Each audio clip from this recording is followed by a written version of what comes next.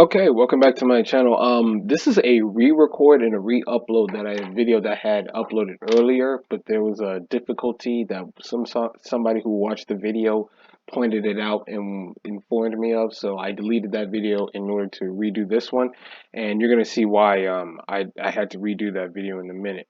Um, but anyways, you see on the screen, Gators land commitment from 24/7 top 24/7 defensive back Wardell Mack. He's a four-star defensive back from Louisiana.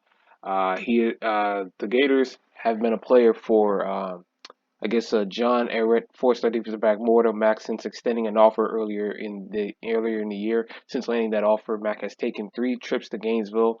That was apparently tied for the most uh, trips he took to one particular school, being tied with obviously LSU, being that it was his home state.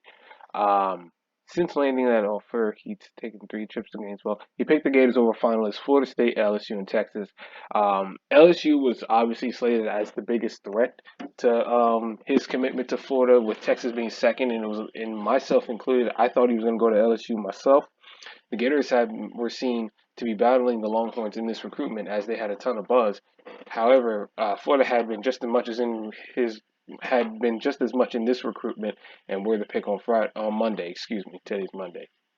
Matt first visited Florida back in the spring, which was his first chance to meet the Gators coaching staff. He then turned back in June for an official visit, which was then a chance to get the entire weekend under his belt around the Gators staff. His most recent visit overall was to Florida back in late July for the coaching staff's cookout they hosted in town. That was the Grill in Gainesville. The handful of visits Florida has given Mack and chance to see for himself how his skill set fits into the scheme the Gators run in a room that has needed depth.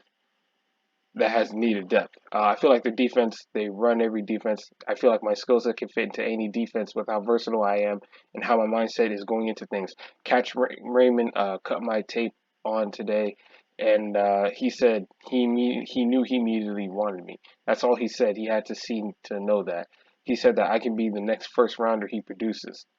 And Corey Raymond, LSU fans know better than Gator fans. He's produced a lot of great defensive backs that went to the NFL. Florida head coach Billy Napier, area recruiter Jabbar Jalouk, and director of player personnel Jacob LaFrance have been the main members of the UF staffs in touch. Jabbar Jalouk, who coached under Billy Napier at Louisiana for the Louisiana Raging Cajuns, he and Napier understand how to recruit in the state of Louisiana.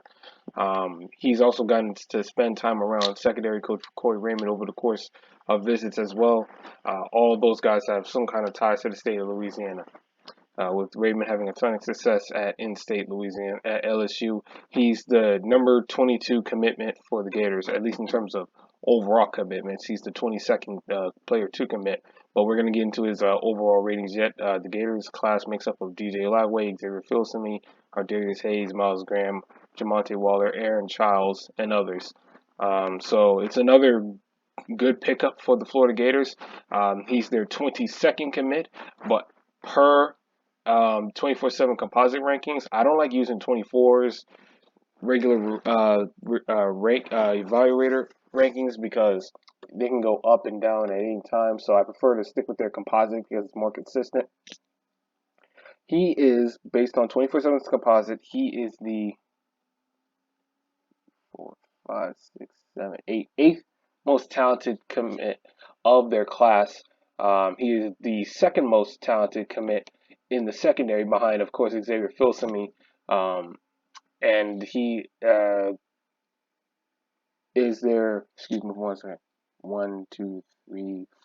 Oh, excuse me, 1, 2, 3, 4, 5, sixth most talented defensive player at 94 at 0.9463, behind Charles, Waller, Hayes, Graham, and Filsaime. So the Florida Gators on the defensive side of the ball are really loading up for next year. They obviously had a good defensive line class from last year. They're bringing in some depth in this current recruiting class, and their secondary class is getting better.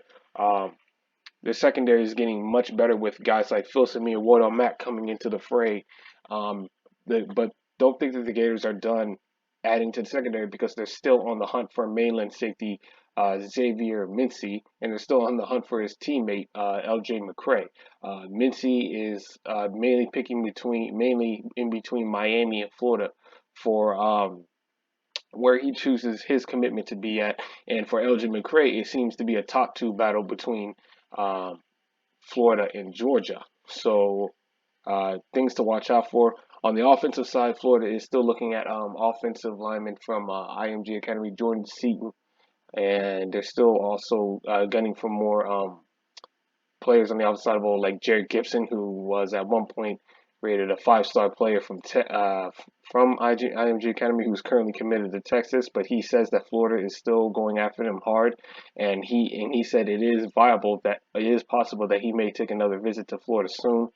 You also have Florida still going for Jeremiah Smith, the five-star receiver who's committed to Ohio State, who, from what I've been reading, is saying, what I've heard is saying that Florida's season and how they perform this year is going to be a big factor into whether or not if he would think about flipping from Ohio State to Florida. I know DJ Lagway is still targeting him, and Florida's not giving up on a receiver who committed to a receiver who committed to Clemson that they were gunning for early in the year, named TJ Moore out of Tampa Catholic. So that is the current update right now with Florida's recruiting class.